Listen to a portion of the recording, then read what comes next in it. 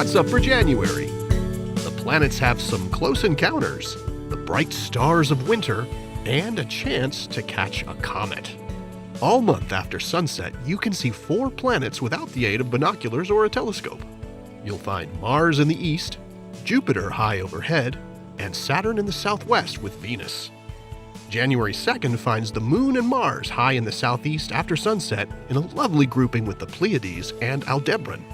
Then from about January 18th to the 24th, watch Venus cross paths with Saturn as the glow of sunset fades.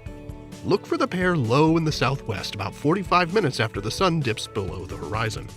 The 2 planets appear their closest on January 22nd when they'll be only 1/3 of a degree apart on the sky. You'll be able to capture both of them in the same field of view through binoculars or a small telescope. On the 23rd, the 2 planets are still only a degree apart and will be joined by a slim crescent moon.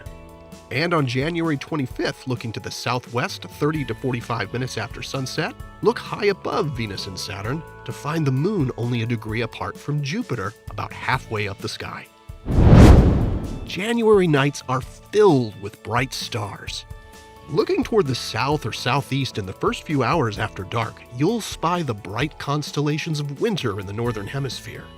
Of course, there's Orion, the hunter, the big dog constellation, Canis Major, and the lesser-known little dog, Canis Minor, with its bright star Procyon.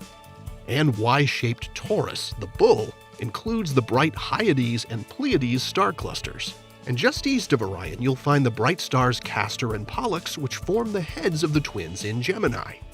Make sure you take a moment to appreciate the beauty of the January sky, which more than meets the definition of star-studded with so much to marvel at. A recently discovered comet is now passing through the inner solar system and should be visible with a telescope and likely with binoculars. The comet, which has a mouthful of a name, C2022E3ZTF, was first sighted in March last year when it was already inside the orbit of Jupiter. It makes its closest approach to the Sun on January 12th and then passes its closest to Earth on February 2nd. Comets are notoriously unpredictable, but if this one continues its current trend in brightness, it'll be easy to spot with binoculars, and it's just possible it could become visible to the unaided eye under dark skies. Observers in the Northern Hemisphere will find the comet in the morning sky as it moves swiftly toward the northwest during January. It'll become visible in the Southern Hemisphere in early February. This comet isn't expected to be quite the spectacle that Comet Neowise was back in 2020, but it's still an awesome opportunity to make a personal connection with an icy visitor from the distant outer solar system. Here are the phases of the moon for January.